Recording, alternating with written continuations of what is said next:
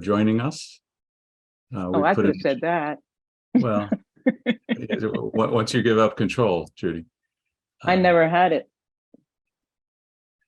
There's a whole epistemology right there. Anyway, not to belabor, we invite you to look at the ASC website and to consider becoming a member. If you have questions, you can address them to me. I'll put my email in the chat in a moment, but here we are today. I'll turn it over to Jude Lombardi, who's part of the speaker series, to tell us what's happening. Thank you, Paul.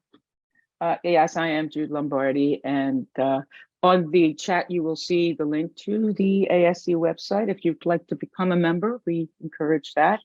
And welcome back to old members of sorts, and welcome to new possible members and guest visitors. Anyone's welcome to join in. This is the October Speaker Series event, and today we will have Larry Richards facilitate, or might I say orchestrate, a conversation or dialogue, a panel presentation between 4 people, which he will now introduce. Larry Richards.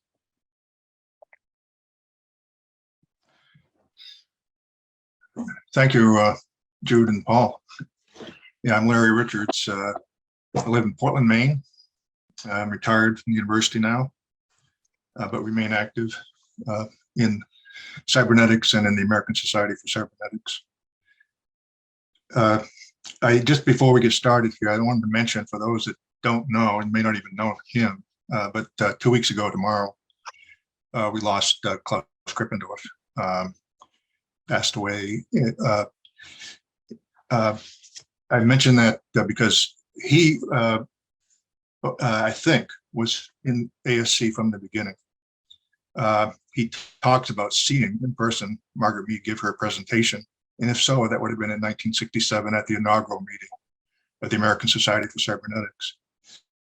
He also organized the conference in 1974, in which Heinz von Forster introduced the concept of second order cybernetics. Turns out that conference was the last one for 7 years, as he went off and created with Dorian Seg and some others a separate organization. There was some issues with the president of ASC at the time. They just thought they'd go and do their own organization. Barry Clemson took over as president of ASC. And I got together with Klaus and others, and Stuart Appleby helped facilitate the combination of the two. They rewrote the bylaws. And in 1981, we had another conference, which I happened to help organize, at least the program. And the title of that conference was The New Cybernetic. So Klaus will show up here quite often in conversations as we proceed further. I'm going to share a screen. Would the host let me share my screen?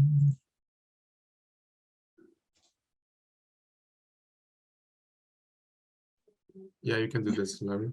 Do it now. Okay. Just a minute. There you go.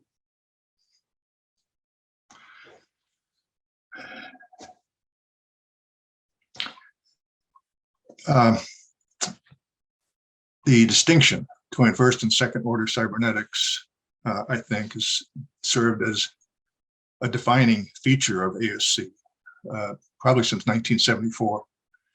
That's been 48 years. There are other, of course, things that have happened in cybernetics since then, but that distinction continues to be one of the overriding ones in what we do and how we talk. So I put together a panel here. Maybe you just wave, they'll introduce themselves when they talk. With Tom Scholl, who's at the University of British Columbia in theater and film. Claudia Westerman in China. I think it's after midnight there. Here she is, and she's in architecture and design. Howard Silverman at the University of Willamette, also in design. Mark Johnson from England. He organized or helped organize the conference, the ASC conference that was held in Bolton back in 2013. He's now at the University of Manchester. Paul Bangero suggested that I call myself the moderator. So I took him up on it. I'm going to give a little background here before we move to the panelists. This is my perspective. But I want to mention, and it's important to mention, I think, that the ideas behind second order did not just start in 1974. The distinction was created by Heinz in 1974. But those early meetings, the Macy meetings, including Norbert Wiener, Ross Ashby, and all the others, were thinking about the observer. They were thinking about the process of observing, and recognized its importance in whatever they were studying, which included neurophysiology, social and cultural systems, and so forth. It was Margaret Mead's presentation in 1967 in which she expressed that the American Society for Cybernetics and its members should apply cybernetics to themselves as individuals, to the American Society for Cybernetics, and to the society at large. Heinz von Forster was doing the proceedings for that symposium and needed a title for Margaret's presentation. She was away and couldn't be reached, and so he chose the title Cybernetics of Cybernetics. And that became one of the reflexive terms in cybernetics, and became, right at that founding of the ASC, a key feature. I think it's important here to mention George Spencer Brown's Laws of Form, which Luke Hoffman has taken up. He's our now resident expert. Was very important in what came about in 1974.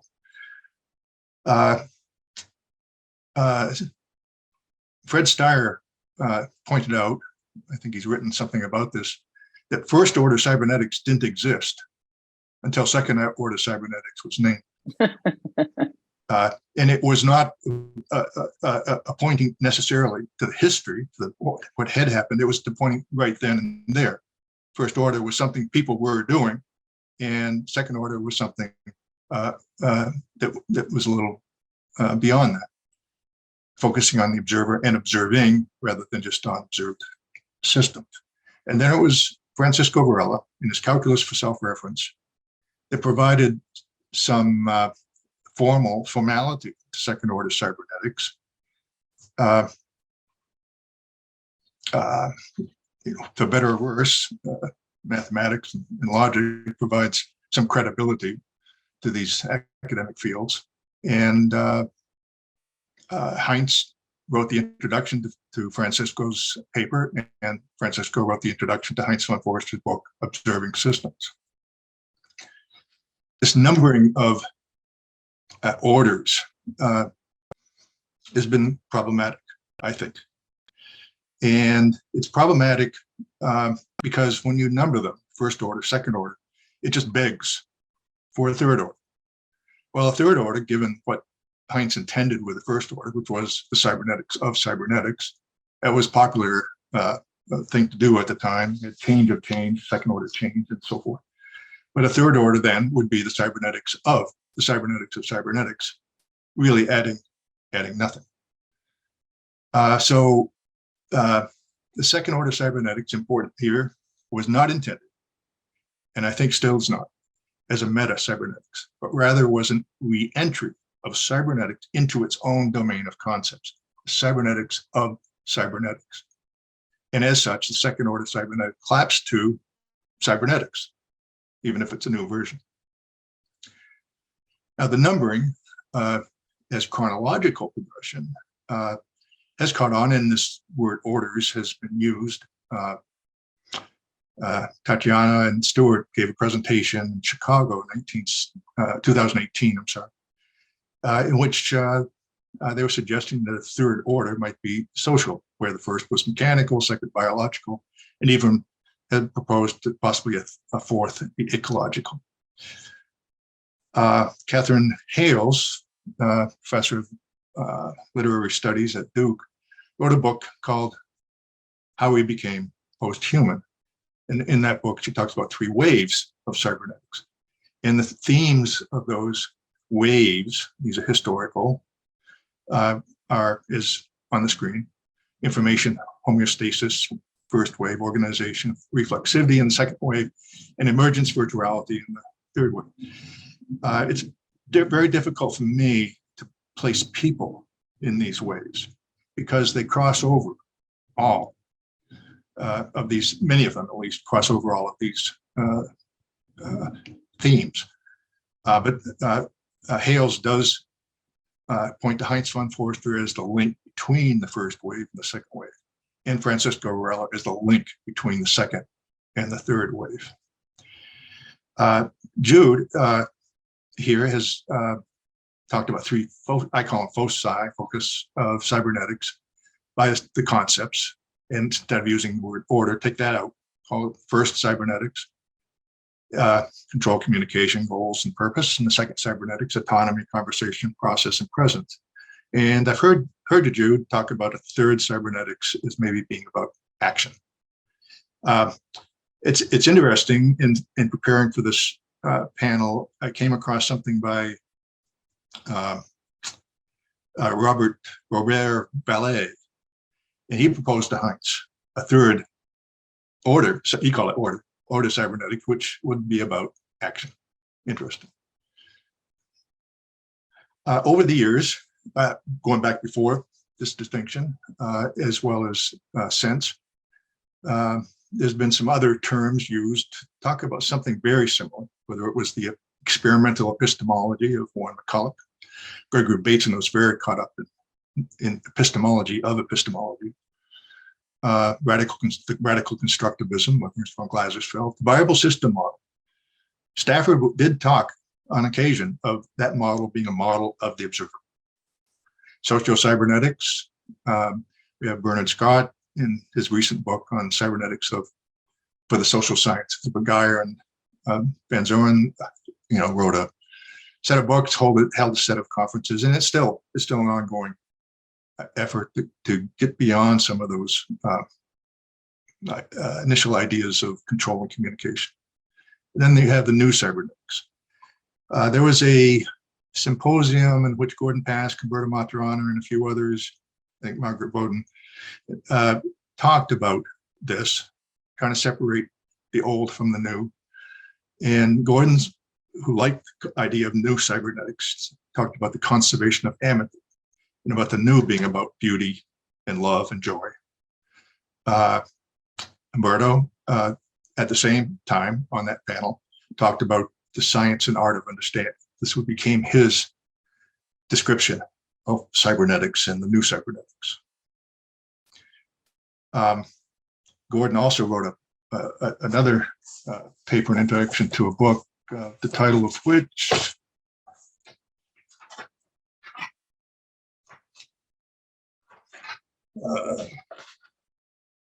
with different kinds of cybernetics, and some of the same issues arise, but it's much longer. So, some questions for the group, for the panelists. Has this distinction between first and order cybernetics run its course, now sufficiently embedded in our cybernetic practice and thought to move on? That is the practice of cybernetics self-aware, explicitly embedding responsibility, and at least implicitly ethical considerations when doing what we do? And even if not yet sufficient, should we still nudge ourselves in new directions anyway? So we might want to think about what's next. There are some proposals. Klaus Grippendorf in this speaker series gave a talk on critical cybernetics. And Tom Schultz and Ben Sweeting had written a very recent paper, August, in systems research and behavioral science on the possibilities for critical cybernetics. Then we have creative cybernetics. I want to give a nod to the conference that was held in 1987 under the title Creative Cybernetics, in which it was talked about this way. Cybernetics was when I reflect on the dynamics of observed systems and on the dynamics of the observer. Creative cybernetics, when I project the dynamics of a system I would like to observe. And I think Mark Enslin, who's here, deserves some credit for that. But it was supported certainly by Herbert Broom. Susan Parenti helped in that conference. I added the word poetic here because Claudia has used that often, and wanted to recognize that possible extension. And Tom very much is here. I should say that our panelists, and probably most of us, cross over all of these in some way or another. So trying to include us in these in one or only one of them is rather difficult. And zero-time cybernetics. This is proposed by Humberto Maturana. It's proposed to the American Society for Cybernetics in 2008 when he was awarded the Norbert Wiener Medal. And he couldn't attend in person, so he wrote a letter. And Jude and I wrote a paper in a recent issue of Cybernetics and Human Knowing that was a tribute to Humberto and talked about this. And I've included Howard and Mark in this category not because of their interest in zero-time cybernetic, because of their interest specifically in time as a topic. And Howard giving a recent presentation at the RSD meeting. And I know Mark had talked to on many occasions about this. Then we have design cybernetics, something Renolf Glanville was pushing, and Paul. Tom Fisher and Candy Herb edited, of course, the book called Design Cybernetics. And then in a nod to Bill Reckmeyer, who's here, this Homo Cyberneticus, I think is related to Catherine Hales and her idea of the post-human, in particular the post-human in the Anthropocene. I'm not sure what to make of it quite yet. I'm looking forward to Bill's book, but it's certainly something we have to deal with in one way or another because it's happening. I'm going to stop there, and I'm going to let the panelists go. And Tom, you want to go first?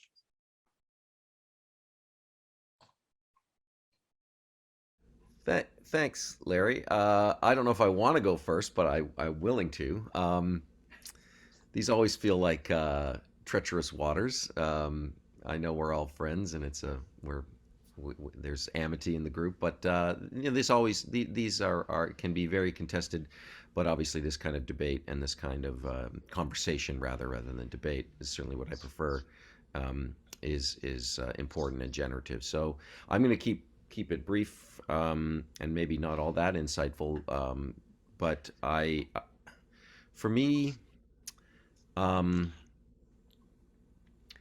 would lean towards letting go of the distinction and returning to using the term cybernetics more broadly. And within that, I would suggest that something that would help us would be to return to the central metaphor in the word itself. In Norbert Wiener's choice of the word cybernetics, coming from the Greek kybernetes, steersman, unfortunately a gendered term, of course, but the steering, the metaphor of steering. So sometimes I like to just sort of be very literal about things, and so if cybernetics is steering, then is cybernetics of cybernetics the steering of steering? If I'm going to directly, use the word, move the translation over. And I've always very much liked Ernst von Glasersfels, and I'm going to paraphrase here, so apologies if hopefully I won't butcher it, but the idea that the description of cybernetics as the art and maybe art and science of maintaining equilibrium in a world of opportunities and constraints. Something along those lines. I know it's not a perfect paraphrase, but so for me, then some of the idea of the reflexivity of second order. If cybernetics is steering, might be steering, and the cybernetics of the cybernetics is the steering of steering, might be, then referring back to Ernst's quote, the process of distinguishing what might be an opportunity or constraint in the first place becomes the sort of domain of what the reflexive turn sort of adds, certainly for me in my own work, rather than taking for granted an ontology of constraints and opportunities that I believe are predefined, or of which I can prove an independent existence, etc. Then it's about this process. But I feel like in not really talking about steering all that much anymore. I feel, and the numbering of the orders. I keep hearing the word beyond. We need to get beyond communication and control. I even would go so far as to say that I think that we've lost something with the word control kind of becoming a dirty word, as if its meaning is fixed and static in terms of its oppressive nature. I think that this idea that we need to get beyond communication control rather than augment our understandings of those things, contest and debate those words, which is fine. But I feel like there are words that have become almost unsayable, and that we're in a realm of kind of the sacred and the profane. And I don't know that that's helpful for the field in terms of being able to tap into the richness of its past and to continue to offer something of service to society as a whole in terms of the autonomy of steering and how people would like to steer better, whatever that might mean to them. So I'll just leave it there with that sort of, I think, very simple idea that I'd like us to sort of dig back into the initial metaphors of cybernetics and maybe move to a place where certainly steering is a word that we use or an idea that we dig back into, and even to go so far as saying that I think talking about communication and control should not be necessarily as taboo as it seems to have become. So I'll stop there for now. Thanks. Claudia?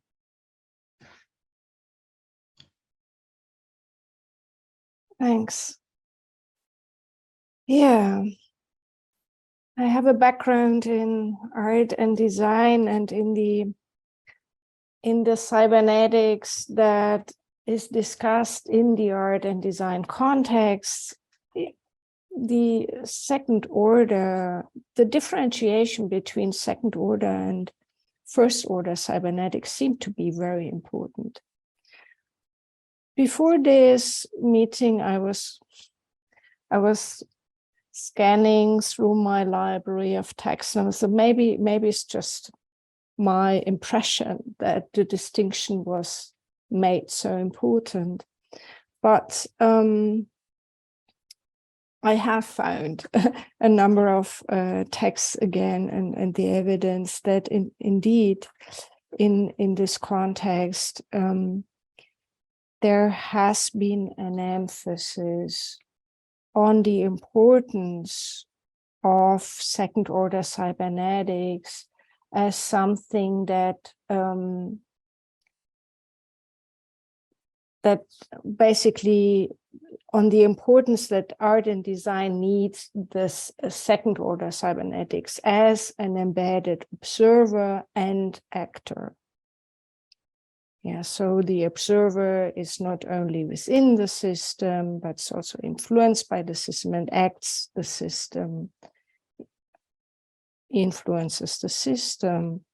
So, and importantly also, Ranulph Glanville emphasized that with second order cybernetics, the idea of goal or purpose cannot longer be discussed in the same way as it was the case in the earlier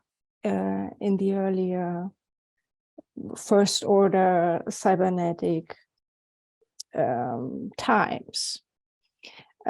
Similarly, we would find such descriptions with Bernard Scott, who's not here, Krippendorf,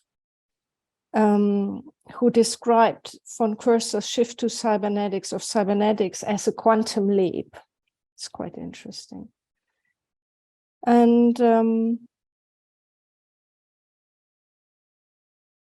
we find notions of this already also in Bates and the question of purpose and the questioning of conscious purpose. I think this is also something Larry will probably later on relate to again, that this is a very important question in the context of second order cybernetics. Now, there was a discussion evolving on the ASC mailing list a number of months ago, actually, about the importance of second order, first order, of this distinction between first and second order. And it was kind of surprising to me that the number of people who I would have comfortably placed in the second order realm were kind of thinking, maybe we don't need this anymore. So, and what I sensed in this discussion was that there was maybe a need to re-emphasize the continuity between first and second order cybernetics as maybe an evolution of thought, rather than emphasizing the distinction that as a separation between the two. And with this, I think I end and hand over to the next one. Yeah, Howard? Hi. Well, hello, everyone. I think I'm going to try to offer a quick tour of this rabbit hole that I've been exploring. And some of you have already joined this tour of mine at ASC 2019-2020 conferences. Just to back up for a moment, I still feel like a newcomer in these conversations. My first ASC conference was in 2012. And I've come to cybernetics with a particular purpose. Silly me. And this purpose is to better understand purposeful change, systemic change. And when I think about systemic change, I'm thinking in food systems, healthcare systems, educational systems, governance systems, those types of contexts in which I show up in a particular role, R-O-L-E. And I tend to think that how I show up matters. And that cultivating a reflexive awareness of how I show up in these contexts is, I think, helpful to the purposes that I've described. And at the same time, this type of reflexive awareness can be challenging, can be painful, can be difficult, because one might feel that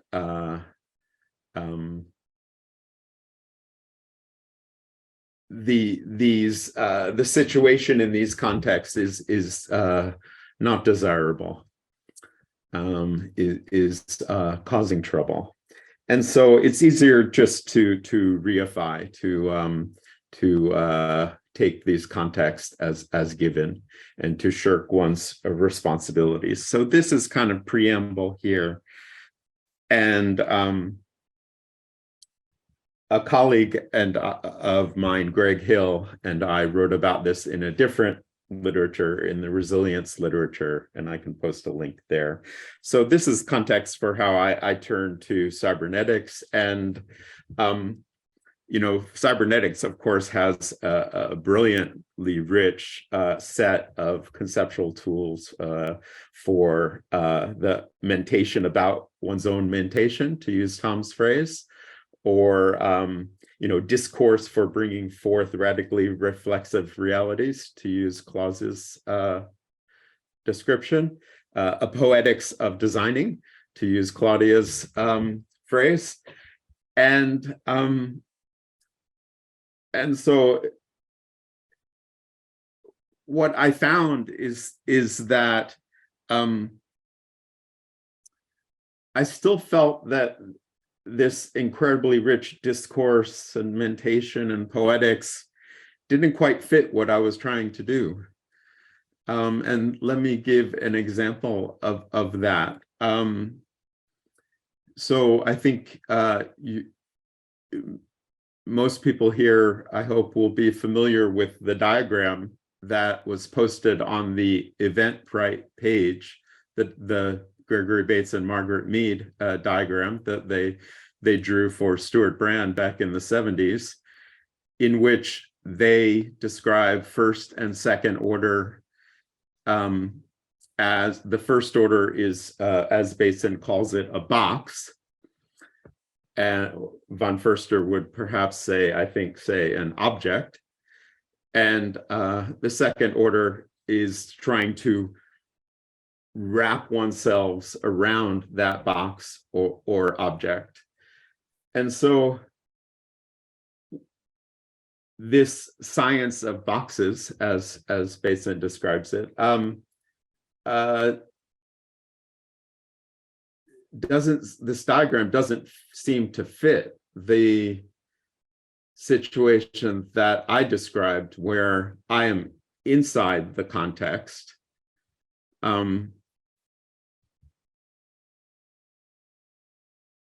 rather than including myself with the object. So I tend to see these as two domains: domain of objects and the domain of context. And within each one, there is what one might say a first or second order stance. I show up as an observer of objects, and I might take a first and second order stance as an observer of objects, and I show up as an organism in context, and I might take a first or second order stance as an organism in context. And so that's kind of my quick tour there. And I think, as some of you know, I've now been trying to write about this for 3 years or so. So maybe there'll be a paper someday. Thanks. Thanks, Howard. Mark. Okay, so, well, it's quite interesting to talk about boxes, because I've been thinking, actually, just before I start, I'll remember to do this. Lou Kaufman wrote to me and said, can you put this in the chat? And then people can think about it. And actually what he says here, which is also that he feels that the distinction is perhaps not terribly useful, is very similar to what I was thinking about saying. And it's interesting, because it's the history of this stuff now is getting very long. It's a long time, and you can imagine, well, in another 50 years or in another 100 years, we would have an enormous sort of list of things to cite and people to talk about who've developed this idea. And it's sort of, at what point do you pull away from that and think, but this subject at the beginning, this subject was about looking at the world we were in and thinking about the world we're in. And I suppose I'm thinking about, okay, so what is the world we're in now? That's the first thing. I think when I looked at the question around this, the two words that stood out, first of all, distinction. So what is it about What is it we do when we create a distinction, and particularly when we create a distinction upon another distinction, which is what this is. And the distinction between first and second order cybernetics also raises the question about the distinction of cybernetics in the first place. And this is contextualized within a sort of an institutional structure, an academic structure. We have an academic discourse. We used to have departments of cybernetics. We used to have professors of cybernetics. There are probably still a few around. And actually that's why sometimes we find distinctions useful, because they sort of mark things up, they create boxes. But I do wonder if cybernetics itself, I mean, Mary Catherine Bateson 5 or 6 years ago gave a wonderful talk at the ASC, and the first thing she said was that cybernetics doesn't belong in a university department. It's an attempt to correct an epistemological error. That's what she said. I think that's a very, very important message. If we are in the business of correcting epistemological errors, then I think there are plenty of epistemological errors out there in the world, and it would be perhaps good to think about how we might intervene where those epistemological errors are and where they're occurring, rather than putting ourselves in a box.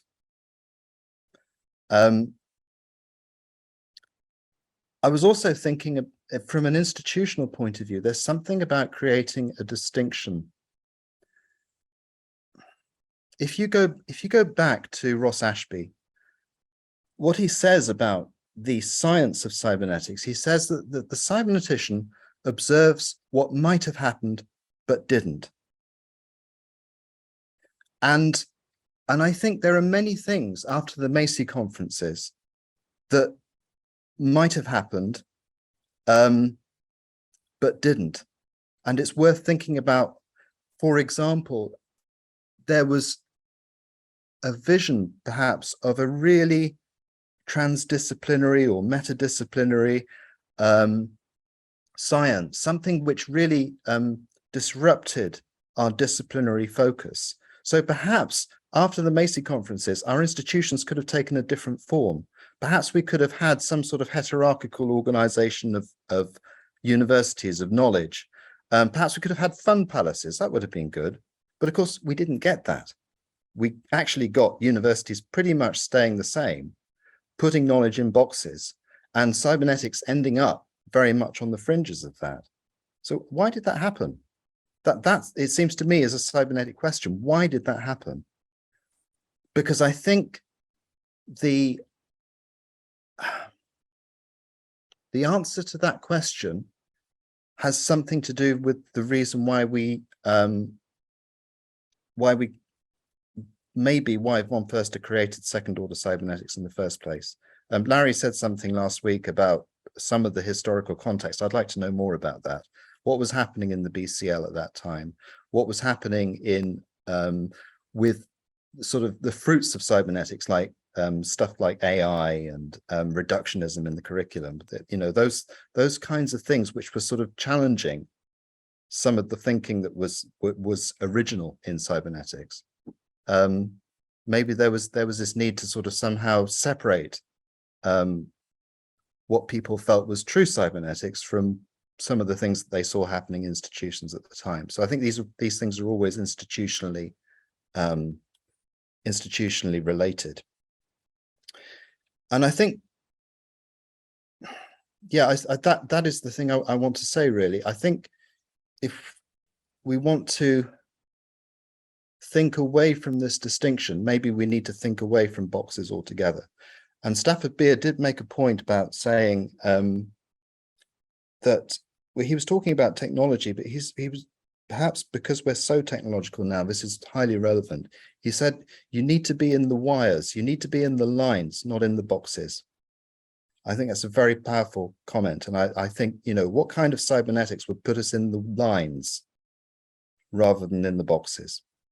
That's what I want to say.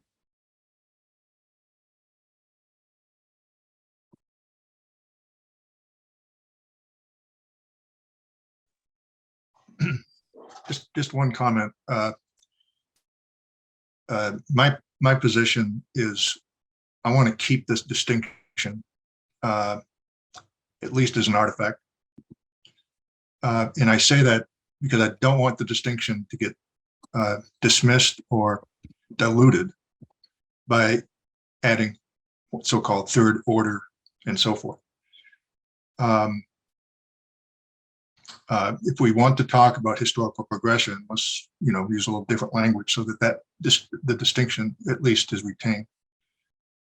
What I am interested in is what next, moving on. And I want to give the panelists a chance to respond to anything that they heard from the other panelists. No particular order. Tom, Claudia.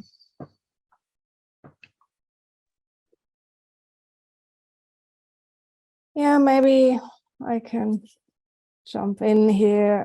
There are a number of things I very much agree. For example, with Howard, that these two stances can exist in parallel. I do think so as well. The question is, I think it's a good idea to think about the possibility of these two ways of seeing existing in parallel, because it's a form of, from an art design point of view, the tendency to integrate. I think it does seem to me like something that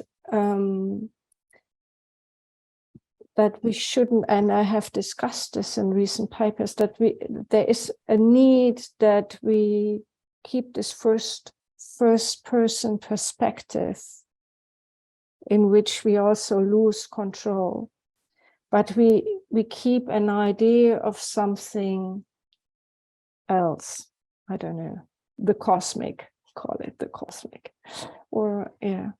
And I think there is also, when we look at the current crisis everywhere, I think there is a need for bringing the local, so to say, and the global somewhat together.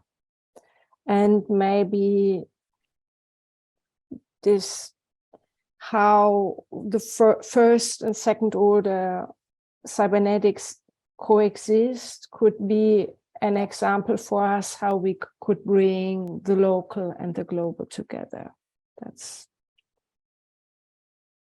I think, and I pass on.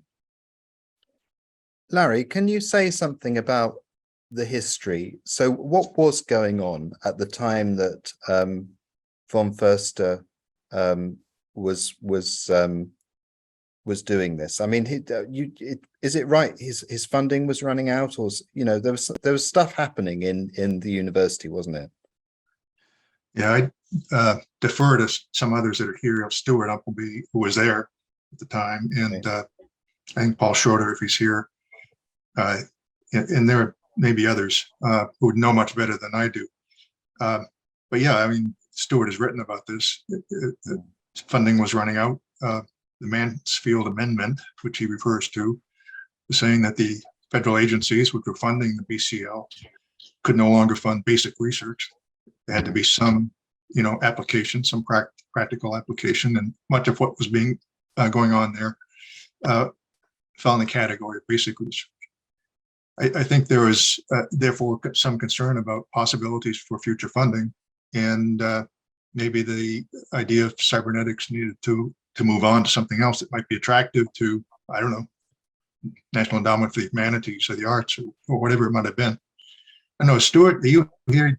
Can you say anything about that? Yes. Well, there's sort of several levels you can discuss this. There was a big conflict between Heinz von Forster at the University of Illinois and Marvin Minsky at MIT and the other AI people.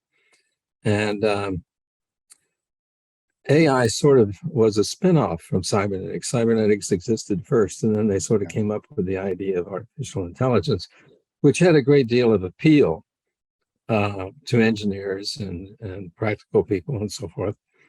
And AI got the funding because they were making things that go boom in the night and other control devices.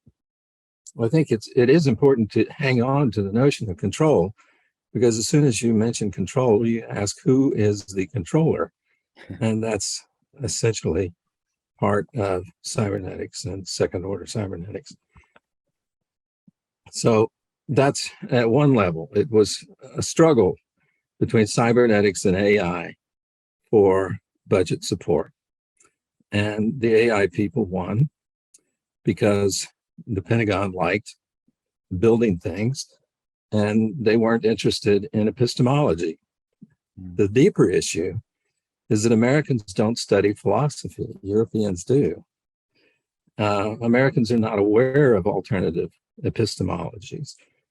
They get very nervous when you use the word epistemology because they don't normally think in terms of epistemology. So that was the more fundamental issue, that Heinz was dealing with an alternative epistemology.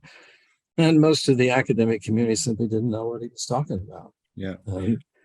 They weren't interested in the biology of cognition. So would you say, Stuart, that it was that I wonder if there was something defensive about the creation of this category, that, you know, we create a new box for ourselves because we're kind of threatened by what's happening around us. And at least if we have a new distinction, we can distinguish ourselves from others who might get muddled up with us. Yes, certainly.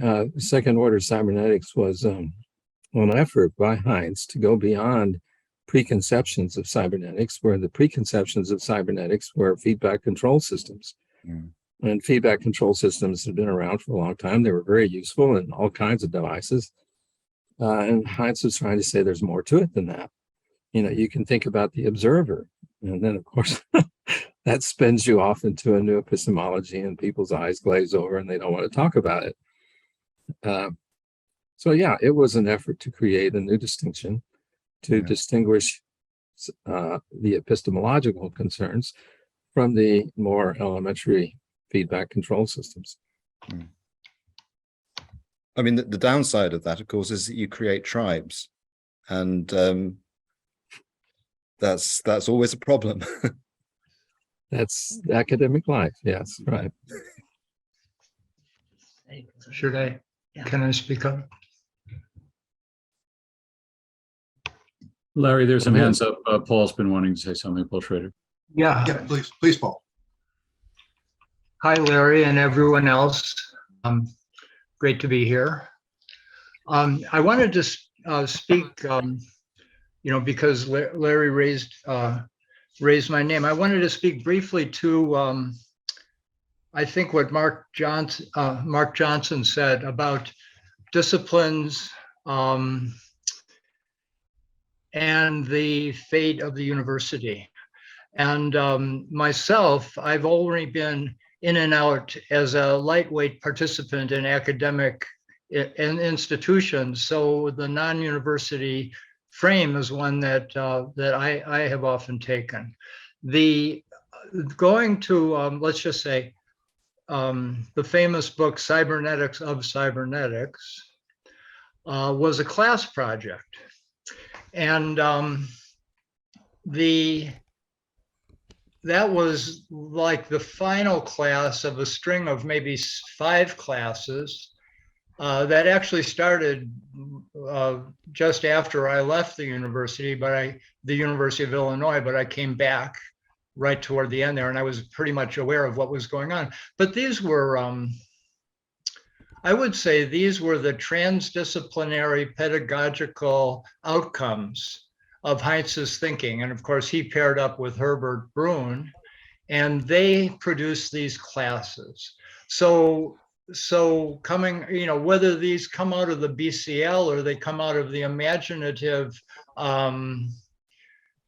the imaginative life of Heinz and Herbert, you know, I would say there's a little bit of BCL and a little bit of personal in there. In any case, I think that those classes were so transdisciplinary. They could have marked a change in the way university teaching and learning is practiced. And they embodied and embodied that. So that's now why you asked the question, well, why did this go away, or where did it go? Yeah. Or where? Why didn't it happen? Well, Heinz went away and Herbert went and did, and it didn't catch on like wildfire in the institutions. You know why? You know, I can't say why, but I can say that it did happen, which is a statement, you know, of its own. So that's what I want to add there. Tom?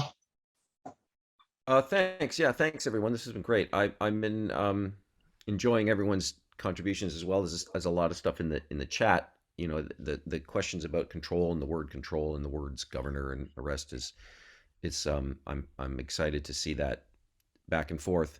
But I also want to emphasize that for me, something about those words, not just, you know, the nomenclature, but I think that there's been there are times where it's felt to me as if the emphasis on second order cybernetics has had, in a sense, almost, maybe sometimes outright, an anti-science Yes. implications and anti-science outcomes, which has, I think, diminishes the field. So Cariani just put a note about the control theory roboticists and the schism there. And not all the control theory folks were roboticists, right?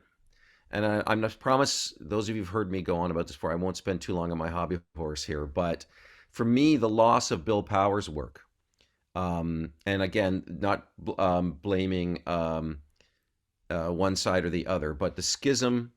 Over the last few years, I've also gotten more involved in the perceptual control theory community, and the research that's going on, truly transdisciplinary research that's going on there, that is, some of which is scientific, some of which is social scientific, some of which it's really robust. And so for me, leaving behind words like control as it describes, and again, it doesn't have to be that word, but even leaving behind homeostasis, for instance, like I feel like we decided we're beyond homeostasis.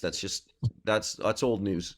Then we don't get to talk about some of these biological structures and processes in the same way, you know. And you go and obviously Stafford Beer's incredible work, again, as Larry pointed out, modeling an organization as the observer. Again, not as an ontology to hold on to. So yeah, maybe Bill Power. Yeah, Lana said maybe Bill's followers were absolutionists. I think sometimes that can be said. I may get chased out of the room in this moment, but can the same not be said sometimes for some of the followers of Heinz von Förster? It seemed to me, when I go back through the history of what I can piece together, that there is a kind of schism between those two figures in particular. And again, I don't want to go into the weeds of that, but just to say, I wanted to say that my lamenting the loss of feeling like those words are profane in certain conversations, to me has meant a disconnect from a scientific community that I think we're richer to have.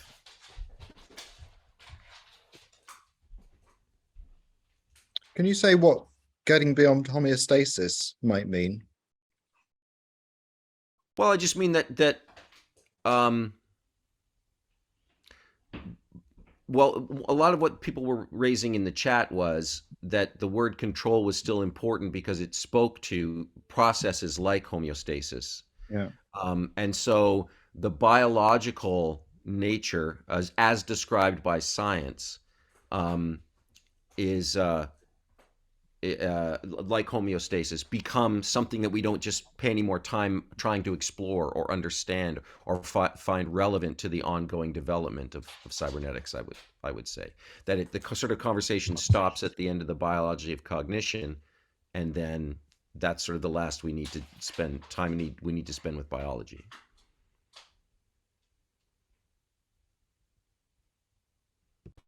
Howard, do you have anything As- you want to add? I could. Thanks, Larry. I mean, what I would add would be a question for you, Larry. So as Tom was talking, I was thinking about this quote in his paper. The paper is entitled "A New Phase for Second Order Cybernetics," and he quotes you writing that the social, drawing this distinction to say that the social is not a scientific domain. And so I wonder, Larry, do you want to talk about that a little bit?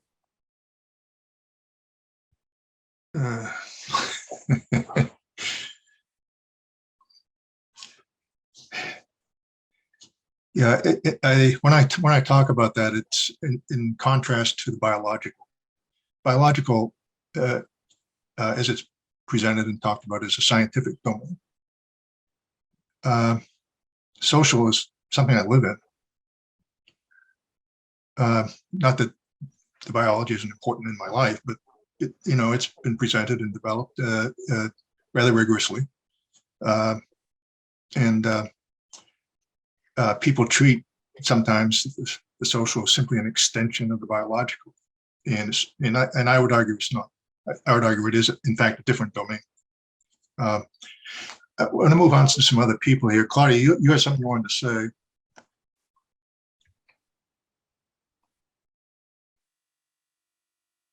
Sorry, now Yes, I'm yeah. I'm on. Yes. Sorry, now I'm going to be very quick because there are also other hands up. I wanted to just highlight that Ranulph Glanville always spoke of control as something that is enabling, not limiting possibilities. That within the context of cybernetics, we should think of control as something that is enabling.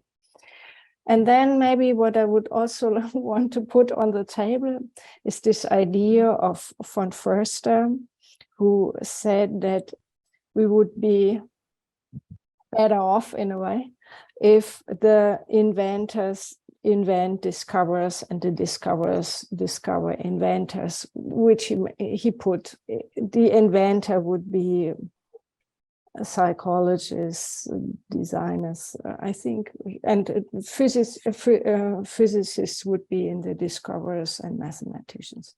I can't really remember what he had 3 terms for each side, but I can't. But anyway, so the distinction, I think, would be also, in a way, I think the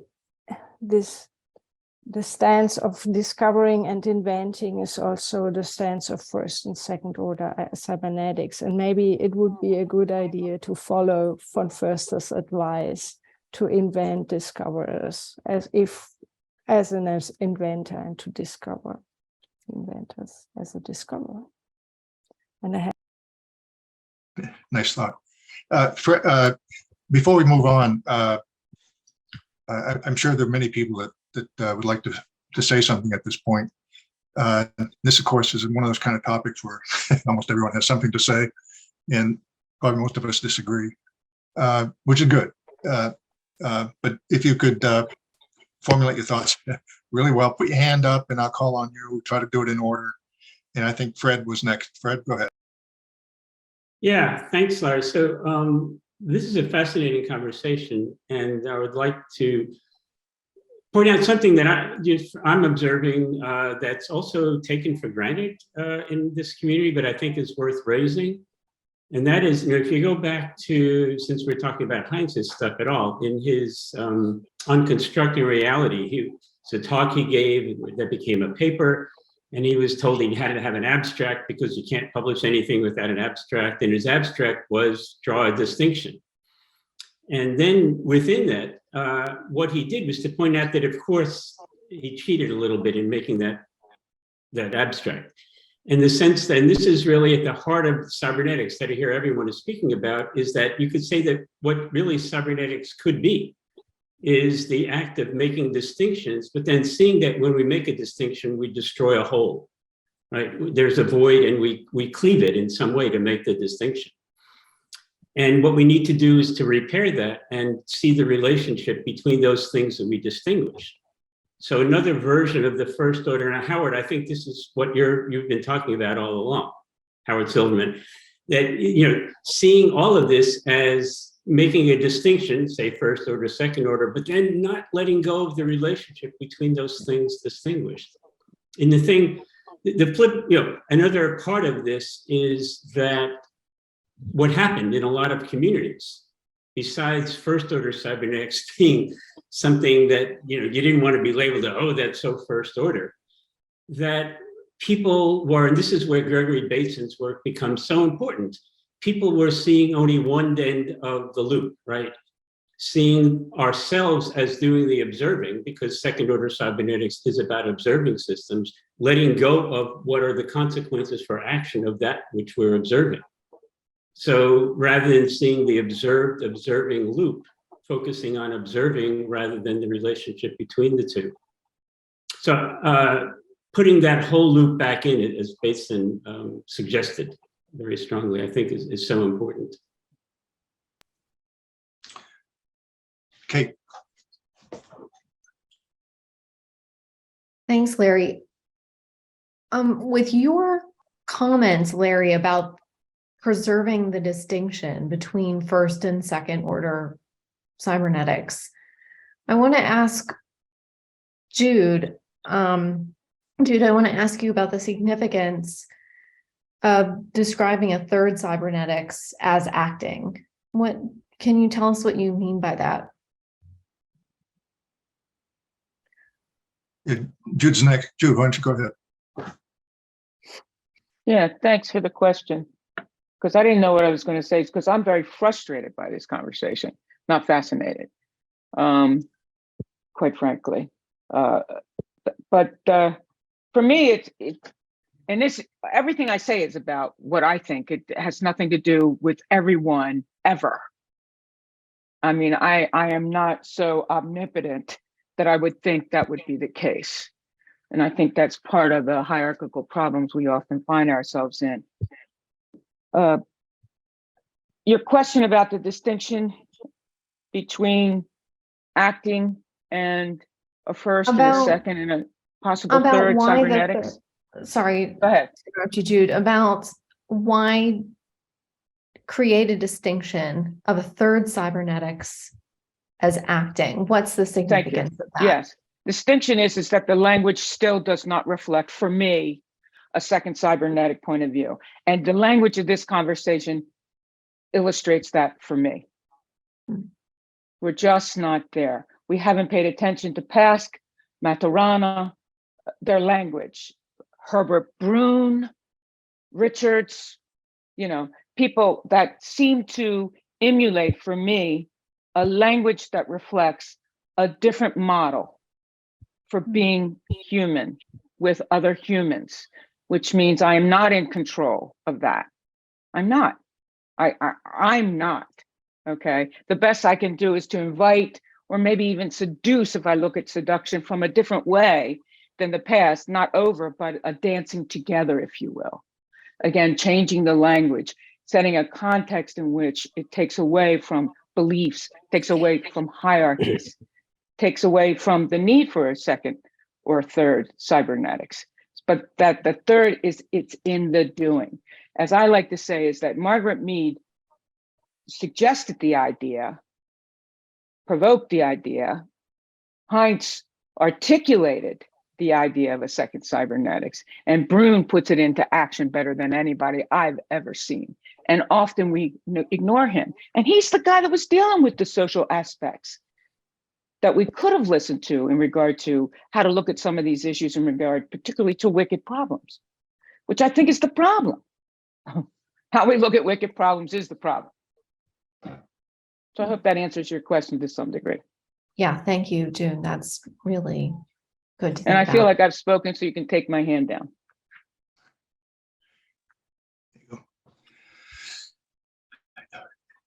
Yeah.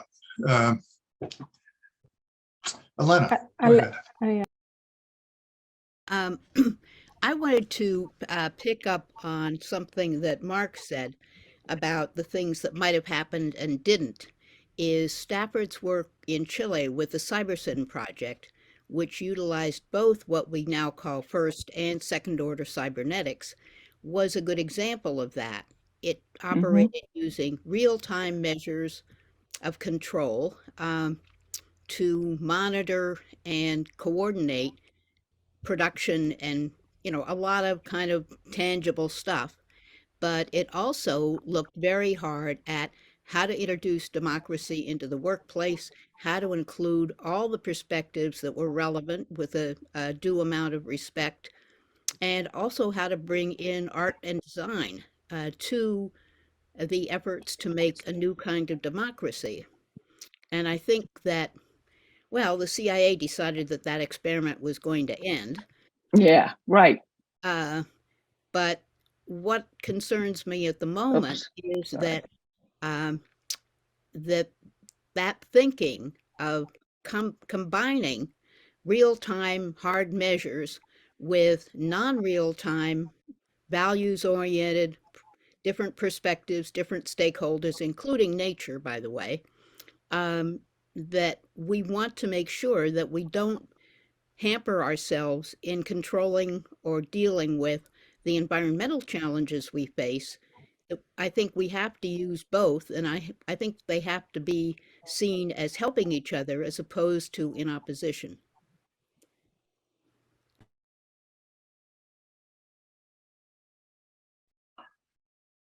Ben, go ahead. Hey everyone. Yeah, I wanted to ask a question about maybe the cultural context of the distinction. Like it's kind of noticeable that if you think of second order cybernetics in the kind of biggest kind of interpretation it has, where you include people who didn't use that term, then it's notable that quite a lot of the people you'd kind of put in that tradition who didn't use the term are not from the Americas. So you had Pask, Bateson in particular, and Ashby's a bit before then. I think there's resonances there too. And I kind of wonder also different attitudes to this as a distinction coming from different places. So those kind of, I've recently discovered from Pickering's book that I'm in the British tradition of cybernetics. I didn't know that, you know, that's also something that didn't exist before someone said it did. But I then started to think how second order maybe meant something a bit different to me than maybe to some others. And I had a piece in the same place as Stuart, and someone commented on we took a very different way of describing it. And I guess there's in Britain, the cybernetics traditionally has been more based in the art schools and the design schools and management schools, and it's very much enacted and happening and in the world. And there aren't really distinctions between technology and the human-centered bit and ecology and society. It's all like in the edges and in the lines, as Mark really beautifully put it. And it seems like the need to distinguish the second order is a need in the BCL to distinguish itself from something else.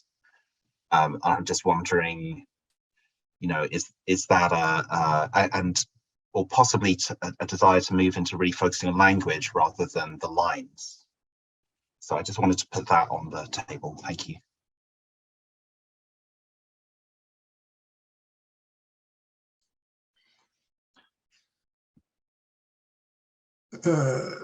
Mark, did you still have your hand up?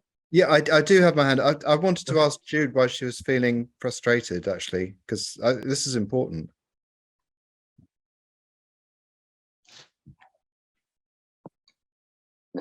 Because I don't feel like we're talking with each other so much as we're talking over each other, I guess, and that the language does not reflect a new way of being in the world that includes me and you So- and us as observers. And I think there are models for that. And I think we've done a very good job of ignoring them. And I think that Elena's point was very well made in the sense of what the CIA or the military was involved in. I'm not going to say the CIA. I mean, that sort of confused me about that whole thing about feedback and the Macy's thing is that I don't see Margaret ever mentioning CIA in that article, for God's sake, Margaret.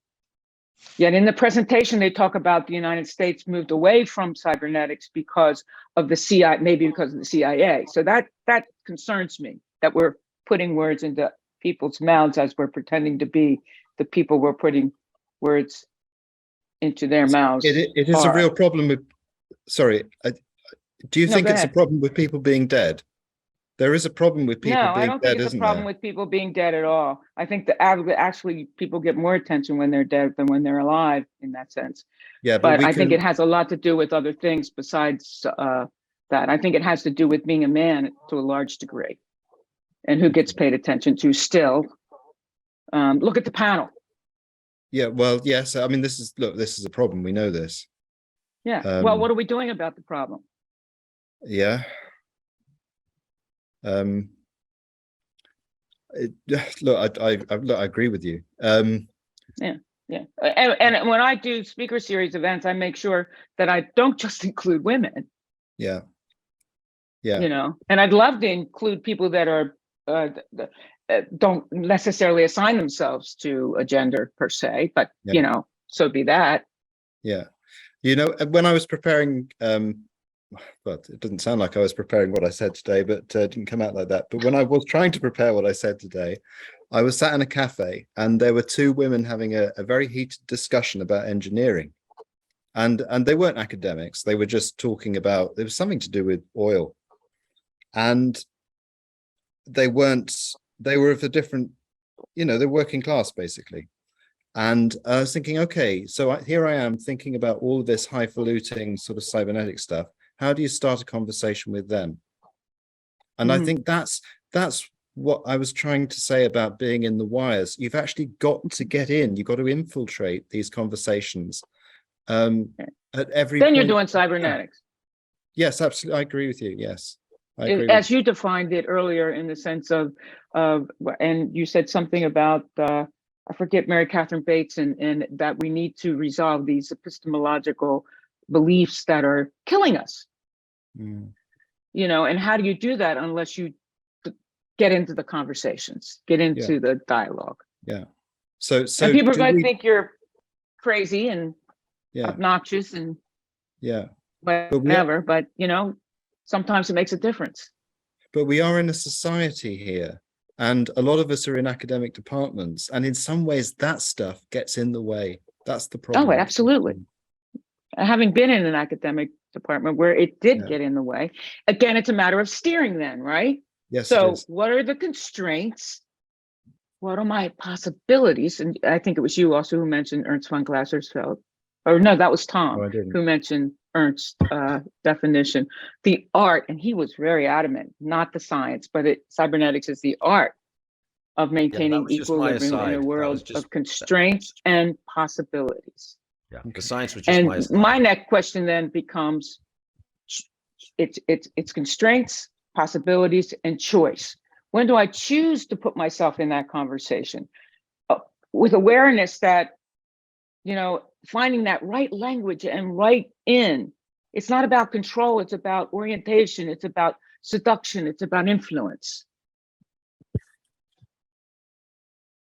I'm sorry, Thanks, Tom. That's good. Thank you. Igor, go ahead.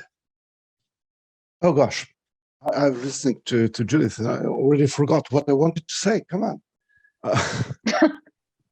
So yeah, you know, I've been in the field for some time now, and I'm still trying to figure it out. It's mind-boggling. But what I had a problem with was putting, you know, not the concepts but the names in full form. You know, we're always talking about people who put cybernetics and system thinking together. And we have for each concept, we have like 4 or 5 or even 6 definitions, and everything is open because nobody dares to tackle in that concepts. And then on the other hand, we try to explain it to everybody, to the people, to engineers talking, right, Mark? This is really hard because when I say, okay, let's talk about something Wiener said, and people say, who's Wiener? If you're not part of the club, you don't really know what we're talking about. And this is really hard because before you can even start the communication, you have to read like, I don't know, 20 really, really thick and confusing books. And I know that this is perfectly fine for the closed communication within the circle, but you know, it really language sometimes closes the doors of people coming in because you know it's really hard to open that door. Yeah, that's what I wanted to say. Yeah. Thank you. Larry Goldfarb. Larry. Thank you. I have two things to say, which I apologize for saying them together beforehand because they're quite opposite one another, perhaps. So the first is, I suggest that navigator as the term, or navigation, or navigating, let's use a verb, because of my interest in my work of how people navigate through the world as a movement teacher, as a Feldenkrais teacher. And so for me, the concept of navigation is embodied. And, you know, this conversation is out of body in many ways. So I want to, you know, for me, the concreteness of navigation, there's the machine, as somebody brought up, of the mechanical structure, the biomechanical structure, and there's, I'm going to be careful about how I step into the next sentence. There's the process by which we organize or coordinate our movement, which to me brings it's cybernetics in the flesh. And I'm concerned with the epistemology because it's how we construct our knowing of our self and our coordination that influences it. So it's not just myself as an observed system, it is how I engage in observing. And this is the practical work I do every day. So that's one point. And the other point is, I think this conversation is a good example of the distinctions that we're talking about. I think it'd be worth reflecting on how we're using the concepts of, I'm going to say, regulation to avoid the implications of control, but regulation or navigating, if you will, but all of the levels of distinctions we're making between first and second order cybernetics. And then I will propose perhaps that the third order is what happens when we mix socially, right? It's not just the experience of me as an observer or how I observe my observing, but it's how we observe our observing of each other together. And I think we are mired in that at the moment. And perhaps this is what's worth reflecting about, like how the conversation is embodying the very distinctions we're struggling with, which makes them, to go back to a conversational term, this is the wicked problem we're talking about. Thanks for demonstrating it. Thank you, Larry. Peter And Johnson. can I also say, there's more than one Larry here, so I'm glad I got to speak, but it's really nice to see you, Larry Richards. It's just every time someone addresses you, I'm like, why are you talking? Are you talking to me? Okay, thanks. Yeah, good to see you, Larry. I really appreciate the wealth of good thinking and conversation today. But the one thing that touched me most and is closest to what I'm interested in was what Judith Lombardi was talking about, a conversation about the fact that we're all here together. And when Larry G talked about observing each other, and Judith raised her hand to say yay. And Judith mentioned that she knew of some works or some models. And I would like to know about those models. And would you please put them in the chat? Or maybe the group would like to know about them. May I respond to that, Larry? Yeah, please go ahead, Drew. Okay, well, actually, maybe this is the topic for our December meeting, in the sense of models for doing cybernetics.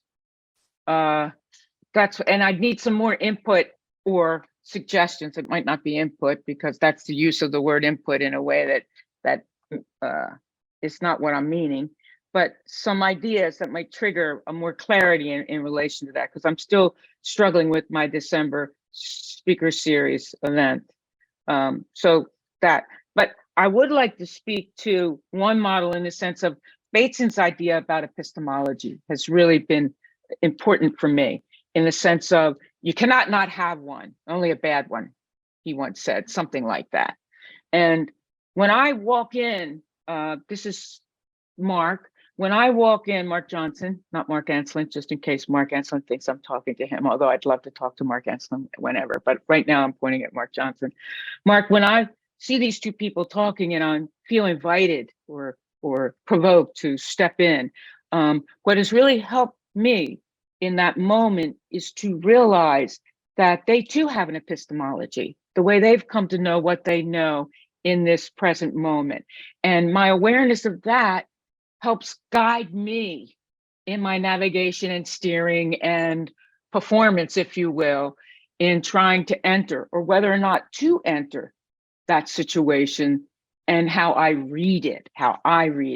But being aware that they don't read it the way I read it in that moment and I think Larry, not Larry Richards, but the other Larry, was pointing to this in what I heard him saying too. So maybe models for something. I'm not sure what that would be, models for what yet, but you tell me. Thank you. Yeah, of course, there are many things here we have not been able to talk about because of time, whether it's conversation theory, biology of cognition, biology of love, and so forth. But maybe some of that can come up in a December meeting. Robert Cutler.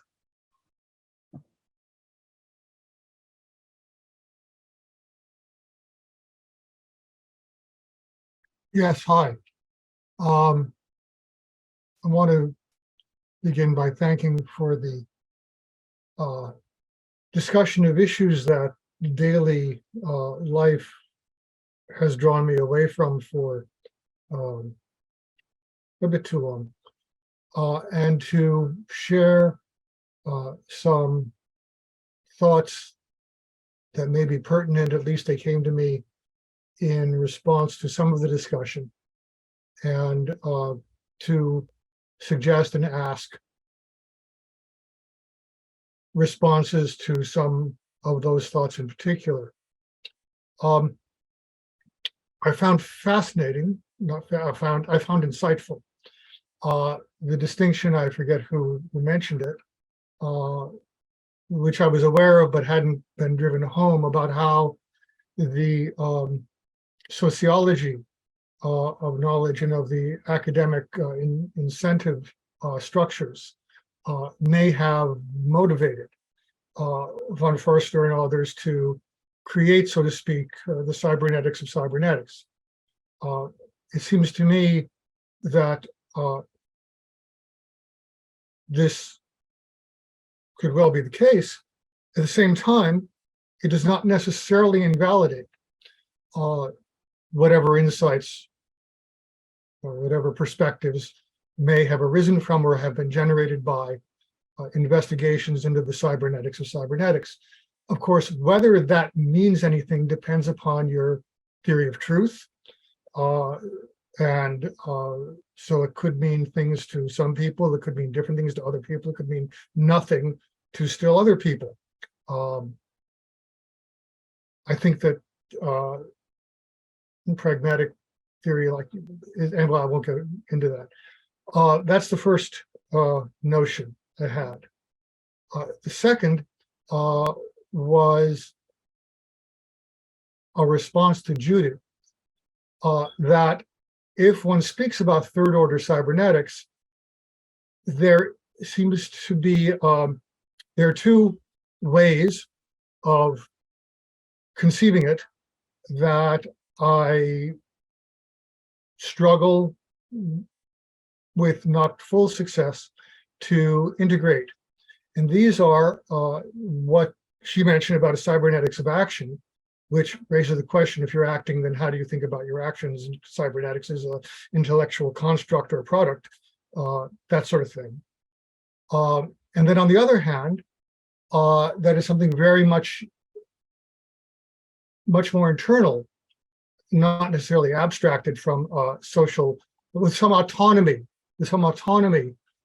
relative autonomy of social interactions. And this reflection was motivated by chat in the discussion back and forth with Ben, where he asked whether a third order system was necessarily third order cybernetic. I'm condensing and paraphrasing a number of back and forth. I thought about that, and what came to me was Plato's allegory of the chariot, where, as you recall, you have two-winged horses, one black, one white. The black one is always trying to leave the path. The white one is first order cybernetic. It's correcting him, bringing him back to the right path. Then you have the driver, who in the Greek is drosterios, the driver who holds the reins and makes sure that the system, chariot, is okay with the two horses, including the two horses, and the chariot, and the wings, and so on. But then there's a third character, not often included in exegesis of the allegory, and his name, or her name, or its name is theoretikos, literally, theoretikos, and you get the Hannah Arendt's translation into Latin of bios theoretikos was the vita contemplativa, and her translation into the Latin of the Gasterios was the vita activa. So, on the other hand, and that's about the soul. It's about the reflection. It's about the soul, which is still further nested in the experience of being, to use that loose and undefined and polysemic phrase. So that then is what I'm offering for a consideration, that the theoretikos is a third order cybernetic actor. How it acts is not necessarily problematized, certainly not by Plato. That's what we can all talk about, people write about. But insofar as third order cybernetics may signify something, this is one metaphor for pointing towards what it may signify. Now, to complete the thought, that is what I have when I mentioned the two ways of considering third order cybernetics.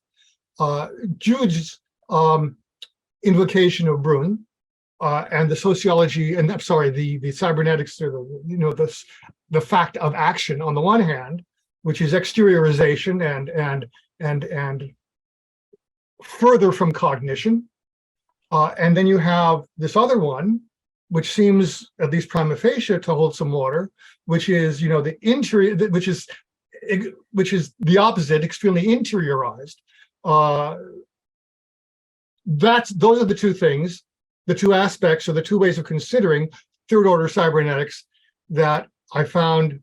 I said in the beginning, I have difficulty to to put together. Now, they don't have to be put together, maybe, like, these are two different, it's fine to have different varieties of third order cybernetics. But that is the sense of my intervention here. And take whatever is interesting and useful and do something with it.